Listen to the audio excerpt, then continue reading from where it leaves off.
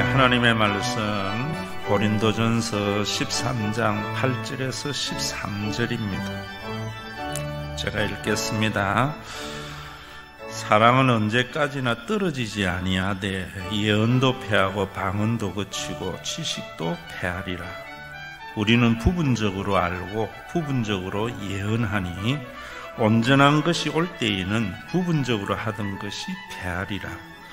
내가 어렸을 때에는 말하는 것이 어린아이와 같고 깨닫는 것이 어린아이와 같고 생각하는 것이 어린아이와 같다가 장성한 사람이 되어서는 어린아이의 일을 버렸노라. 우리가 지금은 거울로 보는 것 같이 희미하나 그때에는 얼굴과 얼굴을 대하여 볼 것이요 지금은 내가 부분적으로 아나 그때에는 주께서 나를 아신 것 같이 내가 온전히 알리라. 그런즉 믿음, 소망, 사랑 이 세 가지는 항상 있을 것인데 그 중에 제일은 사랑이라.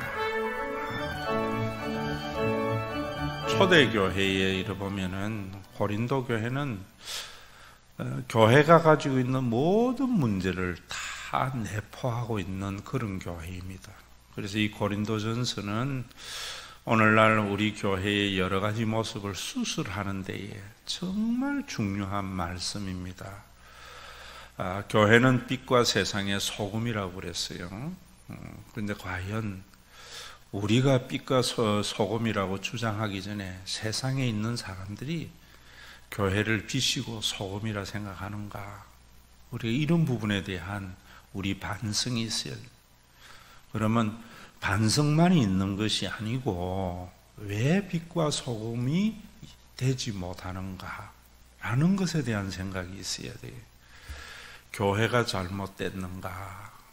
교회는 한 번도 잘못된 적이 없어요. 무엇이 잘못됐는가? 목사님이 복음을 제대로 선포하지 않아서 그렇고 교인들이 복음보다는 신앙을 이념적으로 믿어서 그렇습니다.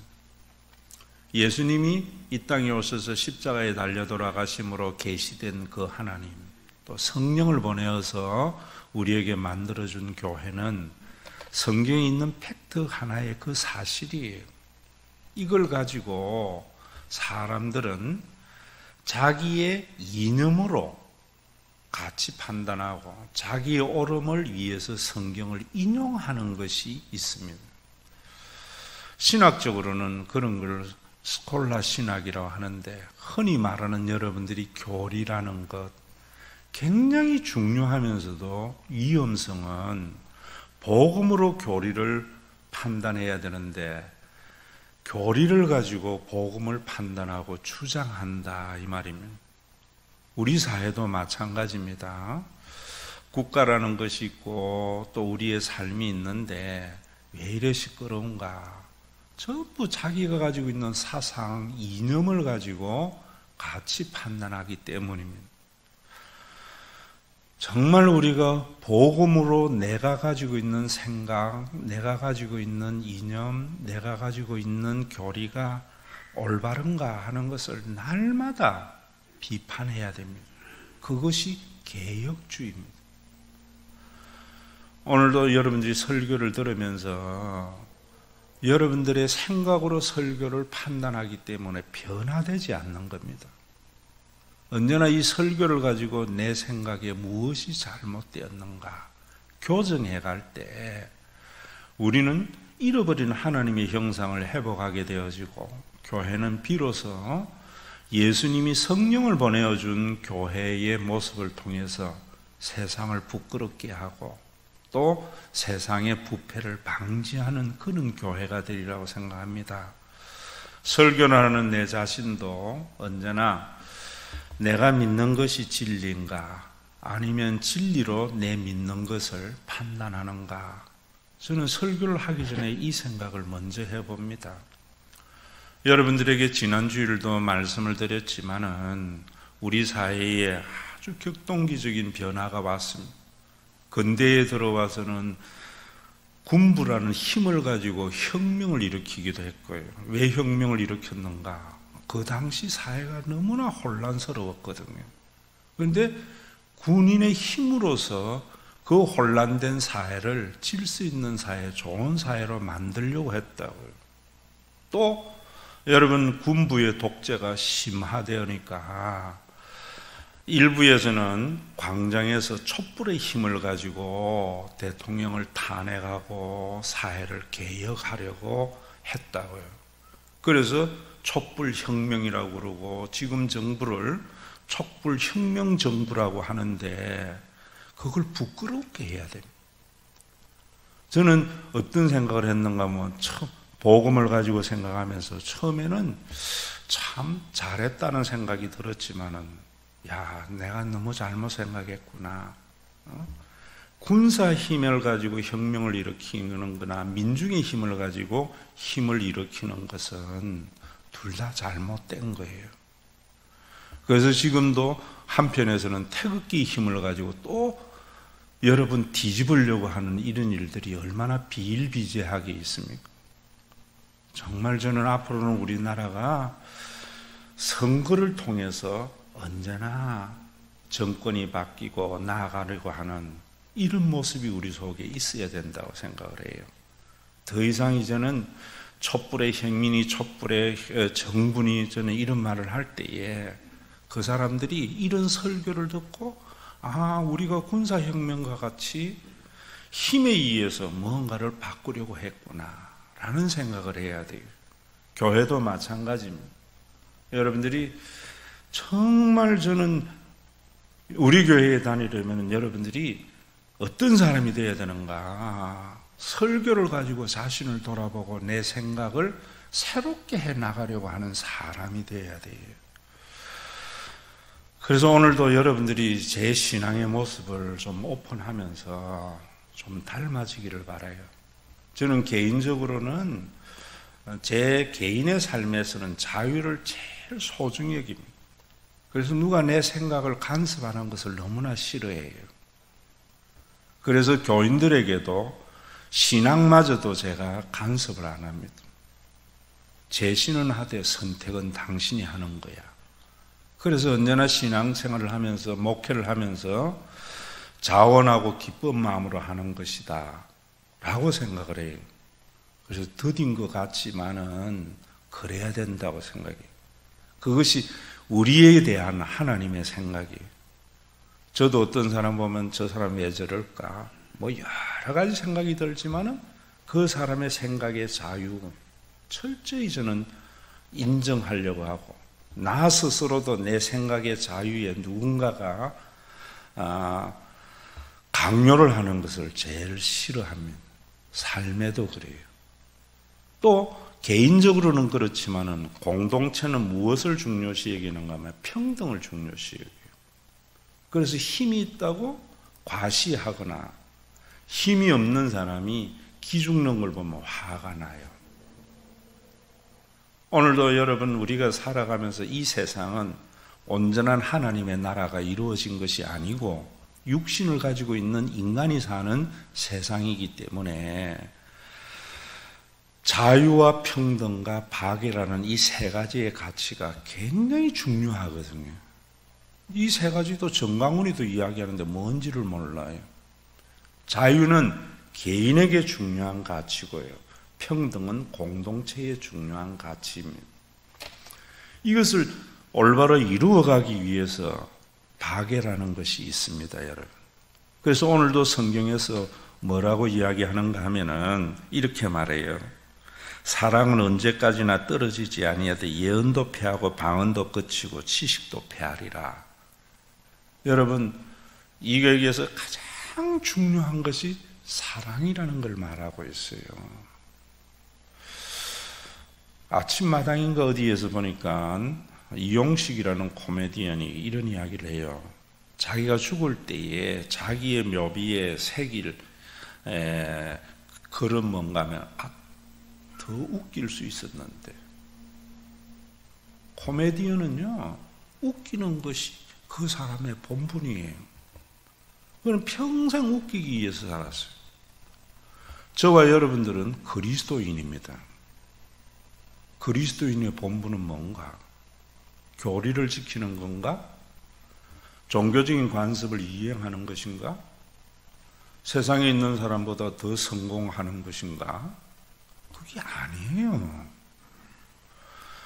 오늘날 우리 한국교회는 세상에서 더 많은 사람들보다 복을 받으려고 예수를 믿기 때문에 그리스도인의 정체가 없는 거예요. 교회도 다른 교회보다 더 큰 교회가 되려고 생각하기 때문에 그리스도인의 정체가 사라져버리는 겁니다. 교회가 여러분 착한 일 하는 건 줄 아세요? 그러면은 평등을 주장하는 사회적인 정의를 주장하는 NGO가 되어버린다고. 이런 이념이 교회에 너무나 만연되어져 있어요. 교인들이 교회에 와서 오늘 많이 몰리는 것도 전부 자기에게 듣고 싶은 말을 들으려고 찾아다니거든요. 들어야 할 말을 들어야 되어져요. 오늘도 여러분들이 나는 왜 어떤 그리스도인인가 한번 생각해 보세요. 여러분들의 묘비명에는 무엇을 적어야 되는가? 저는 그렇게 생각해요. 그리스도인은 예수님이 말씀하시기를 너희가 서로 사랑하라. 그리하면 너희가 내 제자인 줄 알리라. 더 사랑할 수 있었는데. 더 사랑하기 위해서 예수 믿어야 되고요. 더 사랑하기 위해서 예배를 드려야 되고, 더 사랑하기 위해서 내가 1분이라도 더 살려고 노력을 해야 된다고요. 오늘도 고린도전서를 강의하고 이제 13장의 사랑장을 마치면서 여러분들이 이런 마음이 없다면은 예배 의미 없어요. 설교 듣는 거 의미 없다고요. 이 시간 여러분들의 마음 속에 더 사랑하려고. 왜? 세상에 있는 사람들은요, 세상은 얼마나 이루었는가, 얼마나 가졌는가를 가지고 같이 판단해요. 그게 죄인들이 사는 세상이란 말입니다. 교회마저도 얼마나 더 이루었는가, 얼마나 더 가졌는가를 가지고 같이 판단하기 때문에 교회나 세상이 같아져 버린 거예요. 교회는 뭘 가지고 같이 판단해야 되는가? 사랑이에요. 왜 그렇게 중요하냐면은 여러분들이 정말 가치 있는 것은요, 변하지 않는 거잖아요. 목사가 돼서 수많은 장례를 치르고 또 마지막 이렇게 임종에 가까운 사람들을 신방하고 대했는데요. 성공한 사람들, 많이 가지고 사람들, 의로운 일 많이 한 사람들 다 후회해요. 왜? 그게 변하지 않는 가치가 아니었다는 거예요. 자녀를 잘 기른 사람도 우리가 그렇게 자식이 잘 되는 걸 바라지만은요, 마지막 죽을 때 가보면은 그거에 큰 의미를 못 찾아요. 무슨 의미가 있느냐는 것이요. 자녀에게 그렇게 못 기르고 자녀를 여러분 자기가 원하는 대로 안 했지만은 기다려주고 사랑하고 오래 참고 이런 분들은 후회가 없는 거예요. 똑같은 거라도. 왜? 변하지 않는 것은 그것만이기 때문입니다. 성경은 여러분 지식도 패하고 예언도 패하고 모든 거 패한다는 거예요. 이 세상에 있는 것은. 그러나 사랑만큼은 영원하다. 저는 성경 보면서 이런 깨달음이 있는 거예요. 그래서 자녀를 똑같이 길러도 성공한 자녀, 부모들이 후회가 없는 거 아니에요? 자녀를 진짜 사랑한 부모가 죽어도 여한이 없는 겁니다. 목회도 마찬가지예요. 여러분들 삶도 마찬가지예요. 세상의 모든 것을 소유했다고 해서 죽을 때 후회 없는가? 아니에요. 결국 남는 것은 얼마나 사랑했느냐. 그 사랑도 세상에 있는 사랑과 같이 돈 주는 거, 내가 갑으로서 을에게 베푸는 시에 이거 사랑 아니에요. 사랑은 뭔가 참아주는 거예요. 응? 근본적인 신뢰의 관계를 깨뜨리지 않는 것. 부모가 자식에게는요, 끊임없이 참아줘요. 부모가 자식이 암만 잘못해도 부모와 자식의 그 신뢰의 관계를 깨뜨리지 않아요. 이런 것이 저는 오늘날까지 창조 이후에 인류를 존재하게 한 것이다 라는 생각을 하는 거예요. 그런데 사람들은 이 사랑보다는 지식이나 예언이나 이런 것들에 가치를 부여해요. 오늘도 여러분들이 이 가치, 영원히 변화되지 않는 가치의 귀중함을 깨닫는 것은 성령이 여러분들 속에 이 설교에 무거운 마음을 가지게 하는 것밖에 더 있겠어요. 정말 가벼운 사랑은요, 갑으로서 을에게 시혜를 베푸는 것, 저는 그 사랑 아니라고 봐요. 정말 부모의 마음과 같이 내 마음에 들지 않고 손해가 될지라도 참아주고요, 근본적인 신뢰의 관계를 깨뜨리지 아니하고, 아무리 이익이 된다고 해서 불의한 데에 가담하지 아니하고, 정말 저는 이런 마음을 가지고 이런 삶을 살려고 하는 사람이 우리 신과 회복이 있는 교회의 교인들로 가득 찬다면은 세상이 아무리 시끄러워도요, 우리 교회는 하나님의 나라를 맛보며 영원히 존재하는 교회가 되리라 생각해요. 여러분 생각해 보세요. 금이나 다이아몬드가 우리의 실생활에 무엇이 그렇게 쓸모가 있어요? 그런데 왜 가치 있습니까? 어떤 물질보다도 안 변하거든요. 앞으로 사람의 가치도 그래 생각하세요. 변하지 않는 사람, 그게 가치 있는 사람입니다. 이익에 따라서 이래 좋았다가 좀 손해가 되면 변화돼 버리고, 자기 마음에 들면은 호호하하 했다가 좀 마음에 안 들면은 북풍 한설에서 찬바람 쌩 이르는 사람, 가치 없는 사람이에요.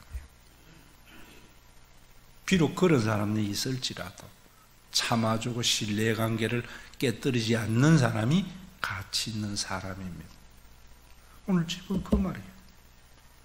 그런데 그 다음에 보면 뭐라고 하는가 하면 참 중요한 말이에요.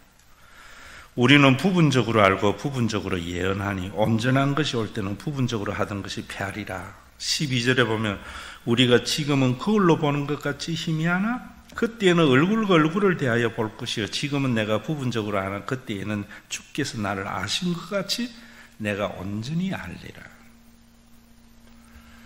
지금과 그때, 이 세대와 오는 세대를 나누어서 이야기해요. 지금 우리는 시간과 공간의 제한 속에 있어요. 그렇기 때문에 모든 걸 부분적으로 아는 거예요. 과거의 기억도 돌이켜보세요. 오류가 일어나요. 시간의 흐름 속에서 있는 거지만 우리는 과거를 기억할 때 한 점으로 기억하잖아요. 우리는 항상 공간의 제한 속에 있기 때문에 우리 앞에 있는 우장로님의 전면은 보이지만 후면은 안 보여요. 인간의 죄인들이 뭐냐면은 모르면서 다 안다는 거예요. 여기 오해가 있는 겁니다. 하나님 만난 사람은 어떤 사람인가? 내가 부분적으로 안다는 거예요. 그래서 복음으로 나를 돌아보는 사람입니다. 내가 가지고 있는 이념, 내가 가지고 있는 사상조차도 시대를 따라서 다르기 때문에 부분적으로 안다. 진리라 믿지 않는 겁니다. 교리도 제가 이야기하잖아요. 칼빈의 5대 교리, 칼빈 시대에는 정말 필요한 거였어요. 그 시대하고 지금 시대하고는 다른데, 그걸 장로교의 진리라고 생각하고 그걸 가지고 성경의 잣대를 보니까 왜곡이 일어나는 것이에요. 여러분들이 예배에 오는 이유는 어디 있는가? 온전하신 하나님 앞에 내 자신이 부분적인 것을 아는 제한된 인간임을 발견하러 와야 돼요. 그러려면 설교 앞에 내가 겸손해져야죠. 말씀 앞에 겸손해져야죠. 안 그러니까 안 변하는 거예요. 설교도 자기 생각으로 판단하고, 목사님도 자기 생각으로 판단하고, 그게 어린아이예요. 여러분 보세요. 어릴 때는 부모를 자기 생각으로 난 아버지 같이 안 살아 이래요. 장성하게 되면은 아버지 같이만 살아도. 교회에도 목사님 판단하고 뭐 판단할 때 저는 어리구나 이래 생각해요. 그래서 참아져요.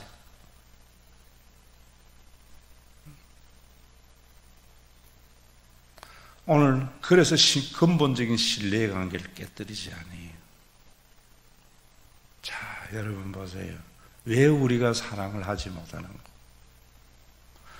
저는 교인들이나 사람들에게 이해시키려고 안 해요.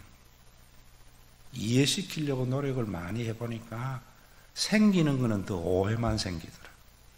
갈등만 생겨요. 그래서 말아야 주고 말아야 돼.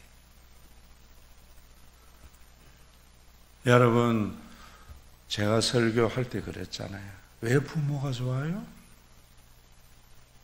또 부모와 자식 지간에는요, 어릴 때에는 자식이 왜 우는가 말 안 해도 부모는 알아요. 그래서 부모와 자식 지간에 갈등이 없어요.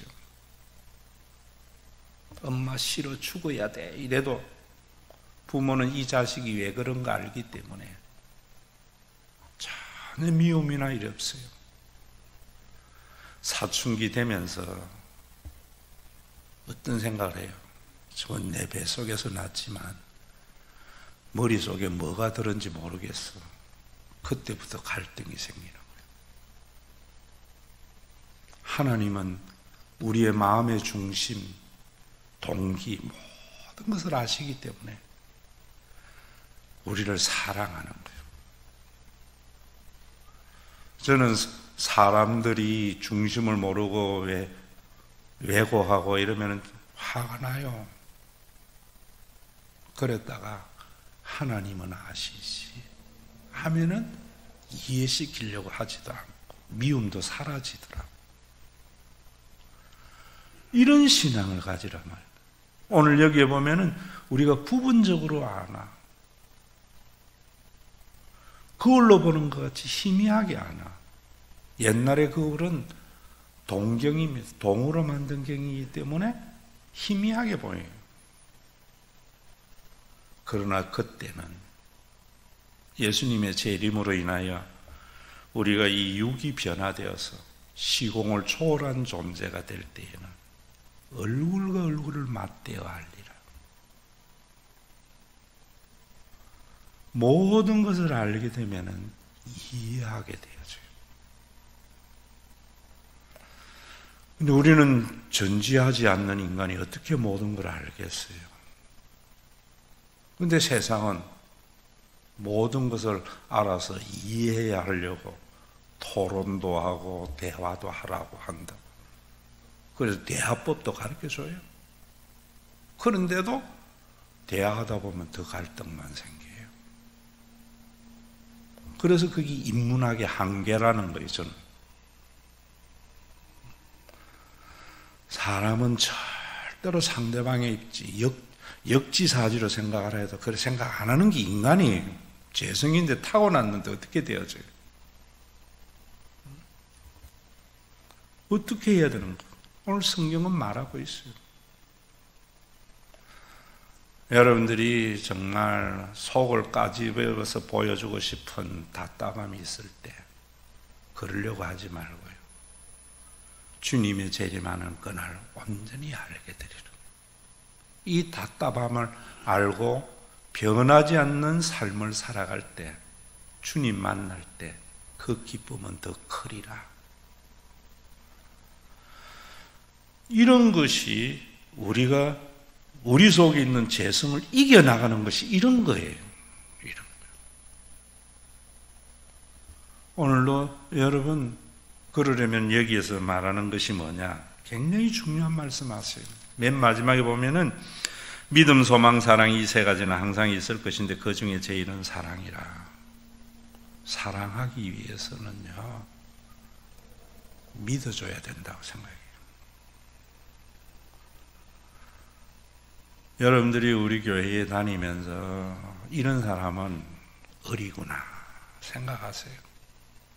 자기는 다 안다 생각하고 주술주술 이야기하는 사람들. 부분적으로 보면서 다 안다 생각하니까 얼마나 많은 오해가 생기는지 몰라요, 교회에. 아는 건 부분적이에요. 우리가 왜 믿음이 중요한가, 이 땅에는? 나중에는 믿음이 필요 없어요. 왜? 얼굴과 얼굴을 맞대어 알듯이 다 알기 때문에. 믿음으로 구원을 받는다는 것을 여러분들이 예수만 믿으면 구원받는다는 식으로 이해하지 마세요. 그건 교리예요. 이 땅에서는 믿어줘야 사랑하게 된다는 말입니다. 기독교인은 믿음의 사람이에요. 왜 사랑하지 못하는가? 믿어주지 않기 때문입니다. 믿는 게 뭔가 쉽게 이야기해 줄게요. 목사는 일주일 동안 생각하는 게 이런 거예요. 설교 이 말씀을 가지고 믿는 게 뭔가 고민하고 생각하고 교인들에게 하려고 하고 내 자신을 들여다보고 그래가지고 하는 게 설교예요. 뭐 다른 목사는 어떻는지 모르겠지만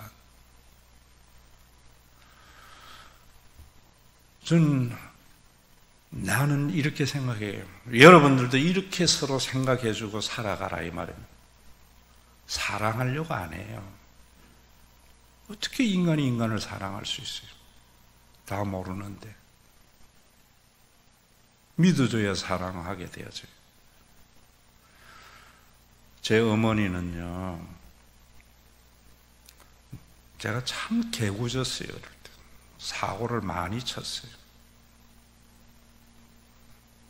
친구 엄마가 와서 뭐라 하고 누가 뭐라 하면은 하시는 말씀이, 우리 웅이는 그럴 리가 없다 그래요. 첫 번째 생각이에요. 두 번째, 그럴 리가 없는 아이가 그랬다면은 무슨 이유가 있을 거야. 당신이 모르는 무슨 이유가 있었기 때문에 우리 아이가 그랬을 거야. 여러분, 교회에서 우리 교회 다니면은 이 생각하자고. 이거 생각 안 하면 오늘 설교나 이때까지 고린도전서 아무런 의미가 없어요. 무슨 그럴 리가 없을 거야. 설령 그랬다면은 무슨 이유가 있을 거야. 여기 근본적인 신뢰관계가 깨지지 아니하고 이거 쉽지 않아요, 여러분. 그래서 예수 믿는 것이 어려운 겁니다. 코로나19에 교회 나와서 예배 드리는 게 어려운 게 아니고요. 이런 복음적 사고를 하면서 사는 것이 쉽지 않아요. 나하고 성향이 다른, 나하고 가치가 다른, 이념이 다른 사람들, 그 사람들에게 이런 생각을 하기가 쉽지 않죠. 자기의 생각의 자유는 보장을 받고 싶지만 남의 생각의 자유를 보장해 주기가 쉽지 않아요. 왜? 인간은 하나님 같은 모습이 내 속에 있거든요. 그러면서 여러분, 상대방의 그 인정해 주는 게 쉽지 않고, 공동체에서는 중요한 가치가 평등이에요. 저는 어떤 사람을 그러는가? 개인적으로 나에게 잘못하는 것은요, 나에게 손해를 끼치는 것은 100번 이해하려고 해요. 자, 중요한 것. 근데 많은 사람들은 자기에게 이익이 되거나 자기에게 성향이 다르면은 나쁜 사람이라 그래요. 거듭나게 되면은 내 성향과 달라도 내 이익과 달라도 그 사람의 자유를 보장해 주려고 해요. 그러나 용납 안 되는 사람, 저는 어떤 사람입니까? 공동체에 유익이 되지 않는 사람. 그건 용납해서는 안 돼요. 그래서 불의와 함께 기뻐하지 말라는 것이 사랑이에요. 여러분들이 앞으로 살아갈 때에도 개인적으로는 다 용서가 되지만 공동체에 유익이 되지 않는 것, 그것은 용납할 수는 없는 거죠. 그것은 공동체에 유익이 되지 않는 것을 용납 안 할 때에 우리 목사님 사랑 없어 이러지 마세요. 공공의 이익을 위해서요. 오늘도 여러분 이 말씀을 보면서 사랑이 영원해요. 그래서 귀한 겁니다. 사랑을 절대로 갑으로서 을에게 베푸는 시혜를 사랑이라 생각하지 마세요. 부모와 같이 참아주고,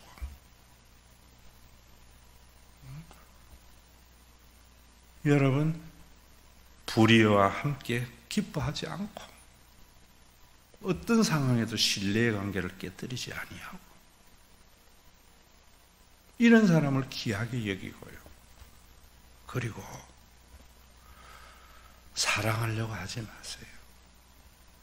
믿어주려고 하세요. 누가 뭐라 하거든 그럴 리가 없지 그러고요. 설령 그것이 사실이라 생각할 때라도 무슨 이유가 있었겠지. 이것이 부분적으로 아는 우리가 사랑하는 거예요. 전 지금도 뭐 정치 이런 이야기 많이 목사들이 너무 이념화되어져 있어요. 그럴 때 내 그런 이야기예요. 당신이라면 대통령이나 국회의원이 그래 하겠나? 당신이 아니라 그래요. 그럼 그 사람도 아니라. 앞으로 우리 교회는 힘에 의해서 혁명을 하려 하지 마세요. 그게 군사의 힘이든 돈의 힘이든 민중의 힘이든,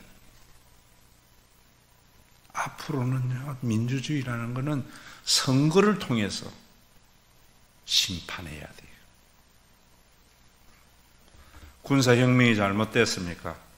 촛불혁명도 잘못됐어요. 태극기혁명으로 하려 하지 마세요. 앞으로 언제나 우리가 선거를 통해서 부분적으로 하는 세상입니다.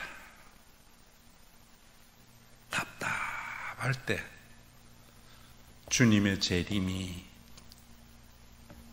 재림의 날, 얼굴과 얼굴을 통하여 맞대어 하는 그날을 바라보면서 여러분들의 답답한 심정을 이겨나가는 그런 신앙생활, 이게 참 어려운 신앙생활입니다. 오늘 이 말씀에도 예배 때마다 좀 그랬으면 싶어요. 자기 생각으로 말씀을 판단하려지 마세요.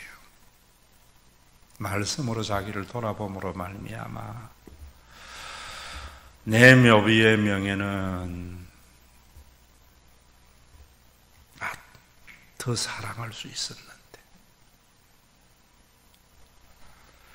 이런 안타까움이 있는 진짜 그리스도인이 되어져서 재림이 있습니다, 여러분. 천국이 있습니다. 제일 억울한 사람이 어떤 사람인가? 남들 놀러 갈 때 교회 와서 예배드리고 남들 집 어른 거 가지고 지 마음대로 쓸 때 헌금하고 이랬다가 지옥 가는 사람이 제일 불쌍한 사람이죠. 전 제일 불쌍한 사람이 그런 사람이에요. 생각이. 세상에서 제일 불쌍한 사람이 어떤 사람인가? 돈 없는 사람이 불쌍한 사람 아니에요. 돈 가지고 못 쓰는 사람이 제일 불쌍한 사람이에요.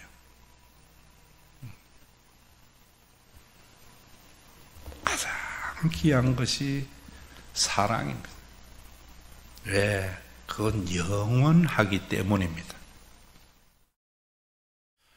우리 주 예수 그리스도의 은혜와 아버지 하나님의 사랑하심과 성령님의 감동하심이 서로 믿어짐으로 말미암아 유한한 인간이 다른 사람을 용납하는 하기를 원하는 믿음의 사람들과 이들이 모여서 세상에 빛이 되고 소금이 되어져서 썩어져가는 세상에 생기를 부어넣을 신과 회복 있는 교회 위에 주께서 재림하여 얼굴과 얼굴을 맞대어 알게 됨으로 말미암아 어떤 오해도 없는 온전한 사랑이 있는 그날까지 함께 있을지어다.